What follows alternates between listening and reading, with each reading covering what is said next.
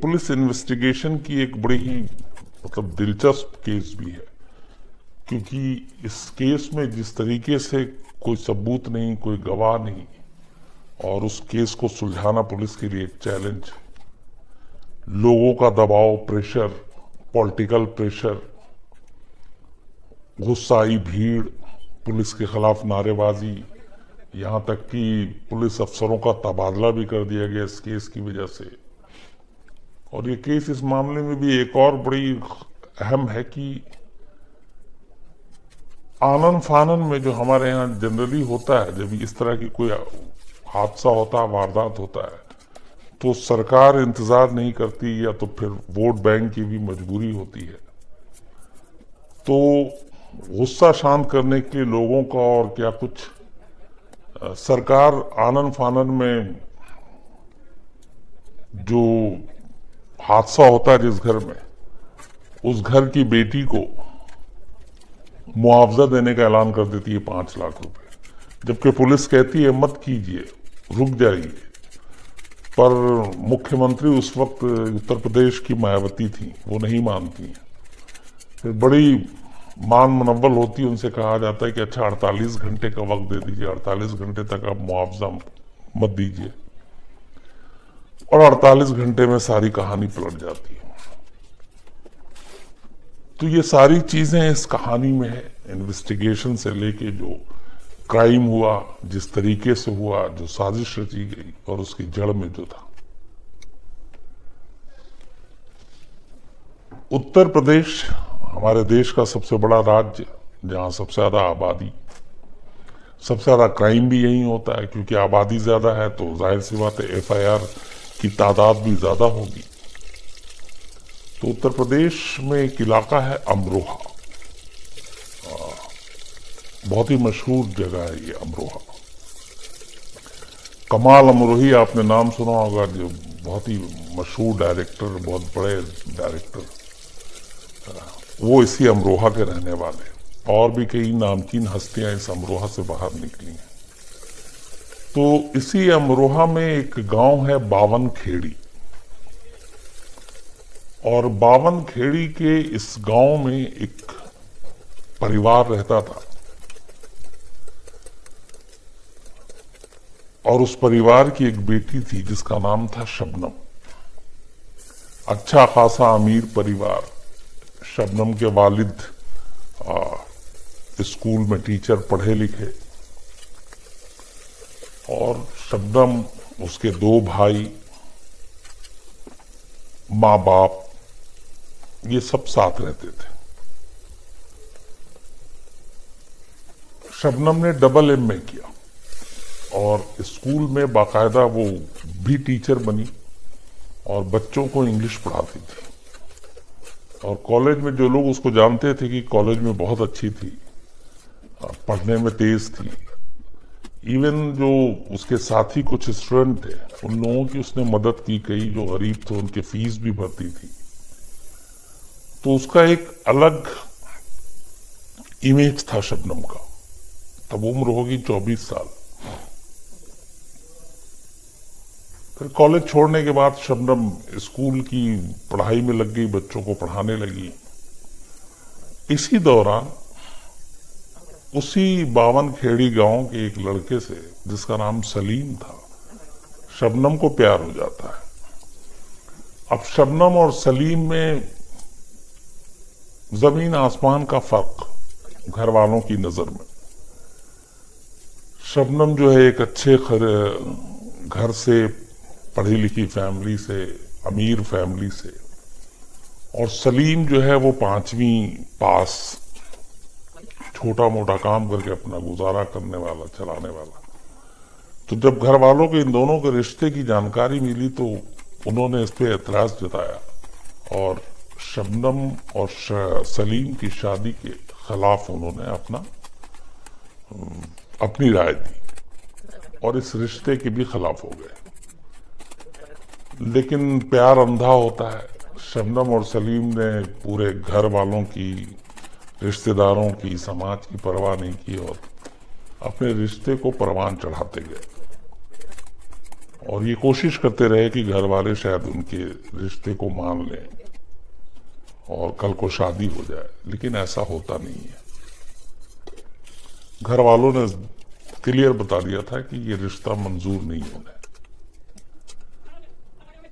घर वाले खिलाफ इधर सलीम और शबनम दोनों मानने को तैयार नहीं। इसी दौरान 14 अप्रैल 2008 की एक रात आती है। ये वो रात है जो न सिर्फ अमरोहा बल्कि बावनखेड़ी गांव के लोग आज करीब 11 साल हो गए वो भूलते नहीं है। न सिर्फ भूलते नहीं है बल्कि इन 11 सालों में इस गांव के आसपास जो लोग रहते हैं और इस गांव में जो लोग रहते हैं, या फिर कभी किसी माँ बाप ने अपनी बेटी का नाम शबनम नहीं रखा इन 11 सालों में, सिर्फ इससे एक रात की कहानी की वजह से। 14 अप्रैल 2008 की रात थी। अचानक एक पड़ोसी जो है वो पुलिस को फोन करता है और कहता है कि उसके सामने जो ठीक घर है उस घर में कई लाशें पड़ी हुई हैं। फोन सुनते ही पुलिस की टीम वहां हसनपुर थाना लगता है, पुलिस की टीम आती है। जब पुलिस की टीम वहां पहुंचती है तो उसके भी होश उड़ जाते हैं। घर के अंदर 7 लाशें पड़ी हुई थी। शबनम के मां की, शबनम के बाप की, शबनम के दोनों भाइयों की, शबनम के एक भाभी की, एक उसकी मौसी की बेटी की, और एक 7 महीने का बच्चा था जो भतीजा था शबनम का, उसकी लाश। सभी के ऊपर चोट के निशान, कुल्हाड़ी से उन्हें मारा गया था। और एक तरफ बैठकर शबनम बेतहाशा रो रही है पागलों की तरह। जाहिर सी बात है कि घर के 7 लोगों की मौत हुई है तो उस घर की इकलौती जो जिंदा बची लड़की है उसकी हालत क्या होगी। तो हर एक को उसके साथ हमदर्दी थी। पुलिस लाश उठाती है, पोस्टमार्टम के लिए भेजती है। अब हालत ऐसी नहीं थी कि ज्यादा पूछताछ करे, लेकिन जो शुरुआती मजबूरी थी पुलिस की तो पूछा। तो शबनम ने बताया कि वो छत पे थी और छत से कुछ लोग आए, कुछ चोर टाइप के, और छत से घर में दाखिल हुए और उन्होंने पूरे घर वाले को मार डाला। और कुल्हाड़ी के निशान भी थे लाशों पे। अब जाहिर सी बात है कि 7 लोगों के कत्ल हुआ एक ही फैमिली में और उस घर की इकलौती चिराग शबनम बचती है, तो पुलिस के लिए शक करने की कोई वजह नहीं होती है। पुलिस बाकी अपना काम शुरू कर देती है। अगला दिन जब होता है, ये बात जब पूरे इलाके में फैलती है तो हर तरफ गुस्सा और गम दोनों था। लोग सड़कों पर उतर आते हैं, धरना प्रदर्शन होता है कानून के खिलाफ, पुलिस के खिलाफ, सरकार के खिलाफ, कि मतलब इस तरह का एक वारदात इतना बड़ा, एक घर में 4 लोगों को मार देते हैं, 7 लोगों को, तो ये कुछ कैसे। बात लखनऊ तक जाती है। यूपी की मुख्यमंत्री तब मायावती थी। मीडिया में खबर आती है, मायावती खुद पहुंचती हैं गांव, फैमिली से मिलती हैं और वहीं खड़े होके फिर वो कहती हैं कि 5 लाख रुपए खानदान की इकलौती जो बेटी बची है शबनम, उसको देंगे। और वो अपने सारे हमदर्दी जताने के बाद लखनऊ लौट जाती हैं। इधर लोगों का गुस्सा है, उनके आने के बाद जो वहां के SHO थे उनको भी सजा के तौर पर उनका ट्रांसफर हो जाता है और एक दूसरे पुलिस अफसर को वहां पे भेजा जाता है कि आप जाकर इन्वेस्टिगेट करें। अब 1-2 दिन गुजर जाता है, लोगों का गुस्सा चल रहा है और पुलिस की मजबूरी ये है कि वो शबनम से ज्यादा पूछताछ नहीं कर सकती क्योंकि हालात ऐसे थे। 7 लोग घर के मारे जा चुके थे। लेकिन पुलिस को अपना काम भी करना था। तो पुलिस कहती है कि चलो जब तक शबनम नॉर्मल हो अपनी तरफ से छानबीन शुरू करते हैं। पुलिस ने पूरे घर का मुआयना किया, छानबीन शुरू की।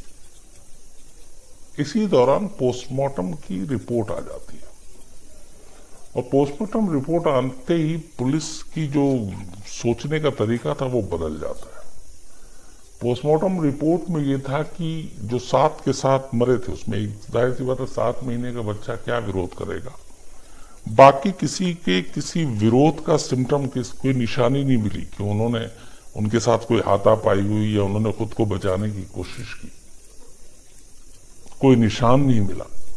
और जो सबसे इंपॉर्टेंट चीज आई पोस्टमार्टम रिपोर्ट में ये कि इन लोगों को किसी तरह का कोई पॉइजन दिया गया था। तो अब अगर कोई चोर डाकू घर में घुसता है कत्ल करने के लिए तो वो कत्ल करता है, वो अपने साथ जहर लेकर नहीं आएगा और फिर जहर लाएगा भी तो वो अपने हाथों से खिलाएगा नहीं, जहर धोखे से दिया जाता है। और अनजान मेहमान अगर घर में घुसता है तो वो जाहिर सी बात है क्यों खिलाएगा और क्यों पिलाएगा। तो पुलिस के सामने ये सवाल थे। दूसरा ये भी था कि फिर कुल्हाड़ी क्यों मारी। तो पुलिस का अब यहां से शक शुरू होता है। इसके बाद पुलिस फिर शबनम की शुरुआती जो कहानी थी बयान उसके ऊपर पूरे नए सिरे से सोचना शुरू करती है। तो शबनम का ये था कि जो घर का मेन गेट था लोहे का, वो गेट बहुत मजबूत था और उस गेट को ना तोड़ा गया था ना टूटा था और ना कोई खोल सकता था। और जब पड़ोसी जब आए और बाकी लोग आए जब ये हादसा हुआ था तब उन लोगों ने बयान दिया था कि गेट बंद था जब वो आए थे। तो शबनम ने यह कहा था कि जो भी घर में दाखिल हुआ था वो छत के रास्ते दाखिल हुआ था और छत के रास्ते वो नीचे आया और उसके बाद उसने ये काम किया। तो अब पुलिस की टीम पूरा रैकी करती है। जब वो पुलिस की टीम छानबीन करती है तो देखती है कि घर के जो पीछे में ये पूरे घर की ही जमीन से छत की ऊंचाई करीब 14 फीट, करीब नहीं बल्कि पूरा 14 फीट थी। 14 फीट कोई यूं ही दीवार पे हाथ रख के नहीं चढ़ सकता, सीढ़ी से चढ़ सकता है। सीढ़ी का कोई निशान नहीं, सीढ़ी वहां पे कहीं देखी नहीं गई। दीवार पे ऐसा कोई निशान नहीं जिससे दीवार से चढ़ने की कोई निशानी मिले, कोई खरोंच, कोई इस तरह की चीजें जिसके सहारे आप दीवार पे चढ़ रहे हो, वो भी नहीं था। एक पाइप था सिर्फ जिससे पानी नीचे की तरफ आता है, बरसाती पानी, और वो जो छत पे जमा होता है। वो पाइप बेहद कमजोर, बेहद छोटा, बेहद पतला, उसके सहारे छत पे चढ़ना नामुमकिन। अगर उसके ऊपर एक आदमी 50 केजी का भी उस पाइप को पकड़ के लटक जाए तो पाइप ही नीचे आ जाए। और ये पुलिस ने ये सारी चीजें चेक की। दीवार पे भी कोई निशान नहीं मिला पुलिस को कहीं से। अब जो पड़ोसी थे उन्होंने बताया कि जीने का जो दरवाजा था वो भी बंद था जब वो लोग घर में आए। तो मेन गेट भी बंद, जीने का दरवाजा भी बंद। अब एक घर में अगर 7 मर्डर हो गया है तो अकलौती बची शबनम, तो वो जाहिर सी बात इतना होश नहीं होगा कि वो जाके जीने का दरवाजा बंद करके आएगी सीढ़ियों का, तो ऐसा मुमकिन नहीं है। तो ये सारी चीजें अब पुलिस के मन में आने लगी कि ये कैसे, ये दरवाजा क्यों बंद हुआ, क्या क्यों नहीं हुआ। और पोस्टमार्टम रिपोर्ट सामने थी। तो ये 2 चीजें ये बता रही थी कि घर के अंदर जो भी आया वो जबरदस्ती नहीं घुसा, फोर्सफुल एंट्री नहीं थी, और दूसरा किसी के साथ हाथापाई मारपीट नहीं हुई। जो भी मारा गया वो सब का सब एक तरह से धोखे में उनकी मौत हुई और वो मौत की वजह जो है जहर है, बाद में कुल्हाड़ी से मारा गया।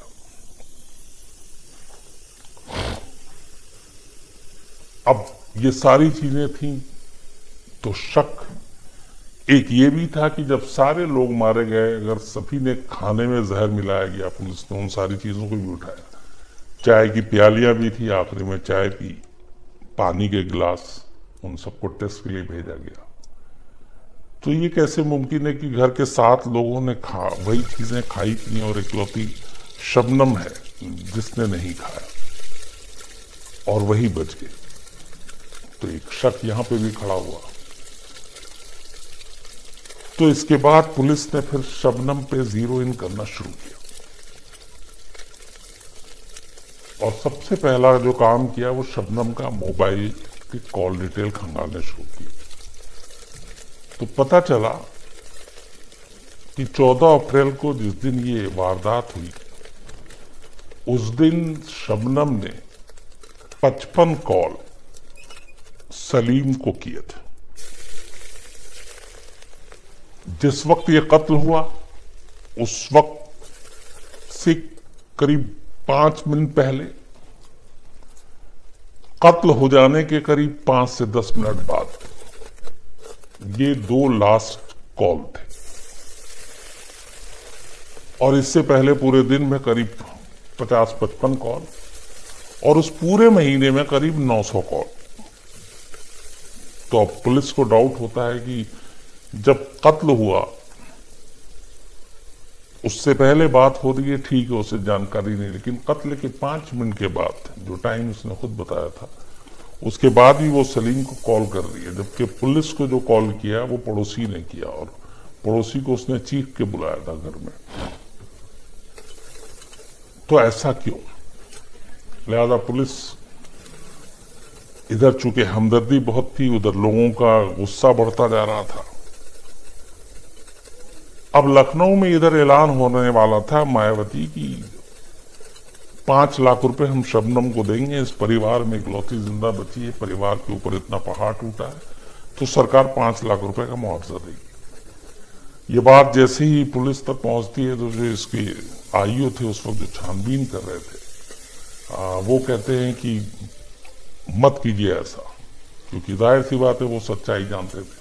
तो उन्होंने कहा कि आप ऐसा क्यों रोक रहे हो? तो उन्होंने कहा अच्छा, आप हमारे कहने पर सिर्फ 48 घंटे की मोहलत दे दीजिए, 48 घंटे के बाद आप चाहे तो 5 लाख रुपए लाकर शबनम को दे दीजिएगा। मायावती और उनका सचिवालय मान जाता, 48 घंटे की मोहलत दे दी जाती है पुलिस को। इसके बाद पुलिस इस कॉल डिटेल को खंगालने के बाद जब 55 कॉल देखती है, सीधे सीधे सलीम के पास पहुंचती है, सलीम को उठाती है। सलीम को उठाने के बाद जब पुलिस अपना अंदाज में उससे पूछताछ करती है, थोड़ी देर के बाद सलीम खुल जाता है और फिर पूरी कहानी सुना देता है। कहानी ये थी कि इन दोनों के रिश्ते से शबनम के घर वाले नाखुश थे और इसी नाखुशी की वजह से उन दोनों को मालूम था कि कभी शादी होगी नहीं। इस दौरान में एक चीज मैं सलीम पर हूं, उससे पहले एक और भी। जब ये हादसा हुआ उसके बाद अगले 2-3 दिनों में शबनम की तबीयत खराब होने लगी, दिन भर रोना और ये, चूंकि पूरा फैमिली, कोई बचा ही नहीं घर में। तो इस दौरान में पुलिस और रिश्तेदारों ने डॉक्टरों को भी बुलाया, पड़ोसियों ने भी, डॉक्टरों से इलाज हुआ, उसे कुछ टेस्ट हुए और उसी टेस्ट के दौरान पुलिस को एक रिपोर्ट मिलती है जिससे पता चलता है कि शबनम प्रेग्नेंट है और उसके गर्भ में 7 महीने का बच्चा है। शबनम की शादी हुई नहीं थी। एक ये लाइन, दूसरा फिर सलीम के बारे में पड़ोसियों से बाकी किस्से, मोबाइल कॉल डिटेल ने भेद खोल ही दिया था। तो फिर सलीम को उठाकर पूछताछ करती है और सलीम जो है वो कहानी सुनाता है। इस पूरे मामले में जब जो इंस्पेक्टर थे उस वक्त, वो आरपी गुप्ता थे, जो पूरे मामले की जांच कर रहे थे। अब उनके तरफ एक साथ ये दिक्कत थी कि सलीम से जब पूछताछ हो रही तो कह रहा है कि दोनों की शादी के खिलाफ थे और कोई रास्ता नहीं था, इसलिए शबनम ने और हमने मिलकर ये फैसला किया। मैं जहर लेकर आया, शबनम ने दरवाजा खोला, सबको रात के खाने के बाद चाय दी गई और उस चाय में जहर मिलाया गया। सबने चाय पी, उनकी मौत हो गई। 7 साल का जो बच्चा, 7 महीने का जो बच्चा था, वो जाहिर सी बात है चाय नहीं पीता, उसका गला घोंट के और फिर उसके ऊपर कुल्हाड़ी से वार किया गया और 7 महीने के बच्चे को, और फिर बाद में सब कुल्हाड़ी से मारा गया। और फिर इस काम को अंजाम देने के बाद लगातार शबनम सब साथ में थी, शबनम देख रही थी अपने ही घर वालों को मरते हुए। और जब यकीन हो गया कि ये सब मर चुके हैं, फिर उसने दरवाज़ा खोला, सलीम को घर से बाहर भेजा, दरवाज़ा बंद किया, वापस आई और वापस आने के बाद फिर वो अचानक चीखती है ज़ोर से, पड़ोसी तक आवाज़ जाती है, पड़ोसी घर में आते हैं और पड़ोसी के ज़रिए ये खबर फिर पुलिस तक और दुनिया तक पहुँचती है। अब पुलिस के लिए प्रॉब्लम ये थी कि एक तरफ लोगों का दबाव, गुस्सा पूरे गांव का कि इतना बड़ा क्राइम हो गया, पुलिस कुछ नहीं की, शबनम के साथ हमदर्दी, और पुलिस उससे जबरन पूछताछ नहीं कर सकती, बिना सबूत के हाथ नहीं डाल सकती, मामला और उल्टा हो जाता, कुछ भी हो सकता था। तो ये सारी चीजें एक तरफ थी, लेकिन ये फिर जो सारी जांच हुई और पुलिस को जो असल में जो इंस्पेक्टर आरपी गुप्ता जी जिन्होंने इसकी तफ्तीश की थी, उन्होंने कहा कि सच बताऊं तो जो मुझे पहला क्लू मिला था इस घर कि इस घर में जो कत्ल हुआ है, उन्होंने ये भी कहा कि मैं ये नहीं कहता उस वक्त की शबनम कातिल है, लेकिन ये अंदाजा हो गया था कि जो भी कत्ल हुआ बाहरी कोई इसमें शामिल नहीं है कोई ना कोई घर का।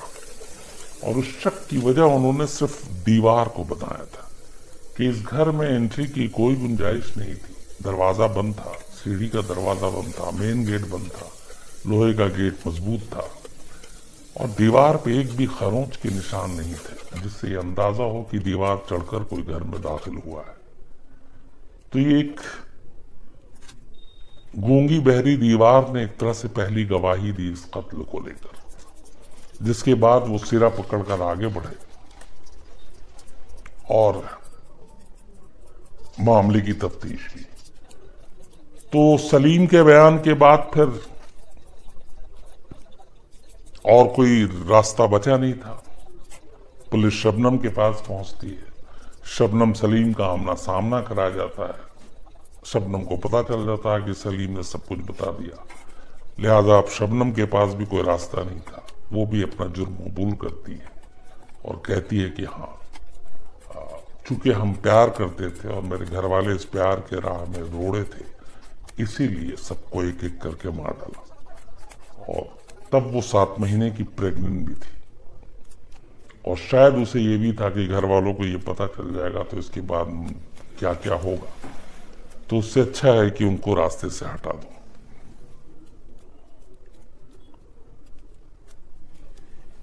सारे सबूत थे। इसके बाद ये मामला कोर्ट में गया।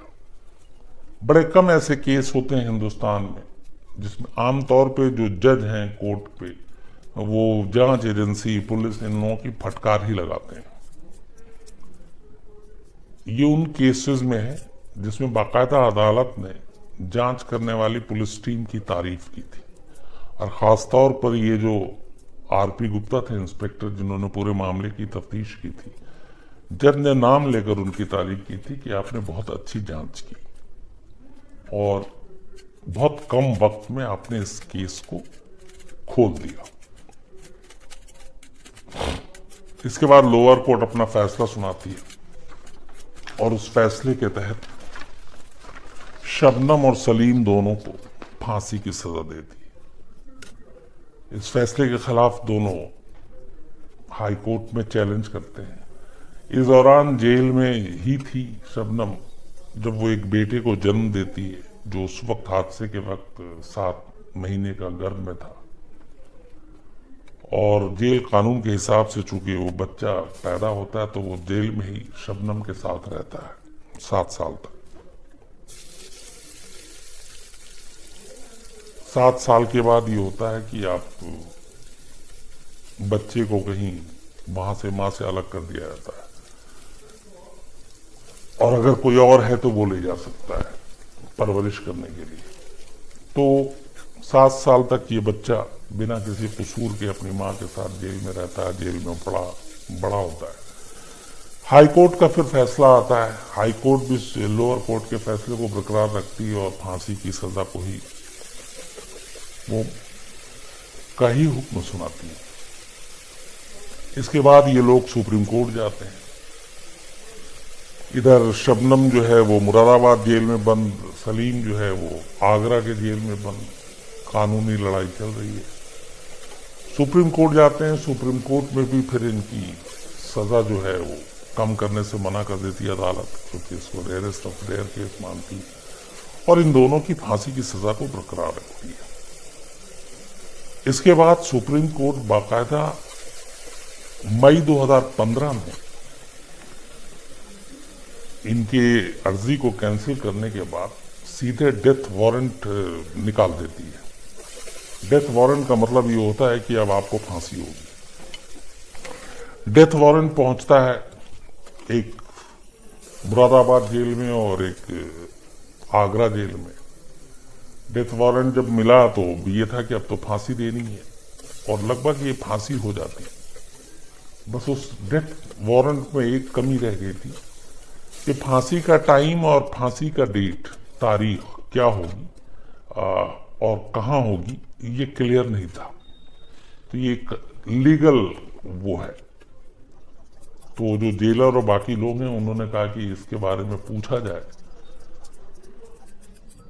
इसी बीच में जब ये डेथ वारंट आया और फांसी की सजा जब ये बरकरार रही, तो फिर दोनों ने, यूपी के गवर्नर और सीधे उसके बाद प्रेसिडेंट ऑफ इंडिया, तब प्रणब मुखर्जी थे, और उनके पास रहम की भीख के लिए अर्जी दाखिल की। वहां से अर्जी भी खारिज हो गई। तो जो अदालत, तीनों अदालत ने फांसी की सजा बरकरार रखी। फिर प्रेसिडेंट ऑफ इंडिया ने भी इनको मर्सी देने से, इनके साथ रहम करने से मना कर दिया और कहा कि नहीं, इनकी सजा सिर्फ मौत है। अब उसके बाद ये हुआ कि कभी भी फांसी हो सकती है। लेकिन फिर 15 में ही इन्होंने एक सुप्रीम कोर्ट में रिव्यू पिटीशन दाखिल कर दी, सुप्रीम कोर्ट के इस फैसले पर कि उनके साथ जो फांसी की सजा दी है उसको ध्यान दें। और उस रिव्यू पिटीशन में ग्राउंड ये बनाया गया कि चूंकि मेरा एक बच्चा है जिसकी उम्र 10 से 11 साल हो गई है, वो बच्चा मेरे बिना अनाथ हो जाएगा और उसे माँ की ज़रूरत है, तो ह्यूमन ग्राउंड पे मेरी फांसी की सज़ा को आप उम्र कैद में बदल दें। वो रिव्यू पिटीशन सुप्रीम कोर्ट में गया है, और जो मेरे पास खबर है वो यही है कि शायद या तो इसी मंथ, अगले कुछ दिनों में इस रिव्यू पिटीशन पे फैसला आने वाला है, और अगर इस मंथ नहीं आया तो फरवरी में बिल्कुल आ जाएगा। और ये आखिरी होप है, क्योंकि प्रेसिडेंट ऑफ इंडिया ऑलरेडी इसको रिजेक्ट कर चुके हैं, मर्सी पिटीशन। तो अब कुल मिलाकर ये है कि या तो इस महीने या अगले महीने ये फैसला हो जाएगा। और जो अभी तक की सारी चीजें हैं उसमें यह है कि शायद रहम ना हो और शायद सजा कम ना हो। अगर ऐसा होता है तो शबनम हिंदुस्तान की पहली लेडी होगी, पहली फीमेल होगी, पहली महिला होगी जो फांसी के तख्ते तक जाएगी। इससे पहले हिंदुस्तान में आज तक किसी महिला को फांसी नहीं दी। तो ये तो पूरी कहानी इसकी है। दूसरा इसमें एक और भी है कि शबनम जब कॉलेज में थी तब एक दोस्त था उसका, सैफी, उसने उसकी मदद की थी, उसके फीस भी जमा किए थे और वो उसे बहन की तरह मानता था। और वो ये कहता है उसकी, मुझे नहीं मालूम कि शबनम ने ये सब क्यों किया, कैसे किया, लेकिन जिस शबनम को मैं जानता था वो बहुत अच्छी थी, बहुत हमदर्द थी और उसने मेरी मदद की। तो उसकी शादी होगी। उन दोनों मियाँ बीवी ने यह फैसला किया कि शबनम की इस बेटे की परवरिश हम करेंगे, हम इसे गोद लेंगे। और वो सिर्फ इसलिए कि जो शबनम ने उसके ऊपर एहसान किया था, उसकी पढ़ाई लिखाई में मदद की थी, वो उसका कर्ज उतारना चाहता है। तो पहले शबनम देने से मना कर रही थी, लेकिन चूंकि फांसी की सजा हो गई तो और कोई रास्ता नहीं था। तो फिर शबनम ने आखिर में उसे बुलाया और अपने बेटे को उसके हवाले कर दिया। कहते हैं कि इन 2-3 बातें जो की शर्तों के साथ कि एक, इसका नाम बदल देना, और दूसरा ये कि उसको कभी मेरे गांव मत ले जाना, वरना पता नहीं लोग उसके साथ कैसा सलूक करेंगे।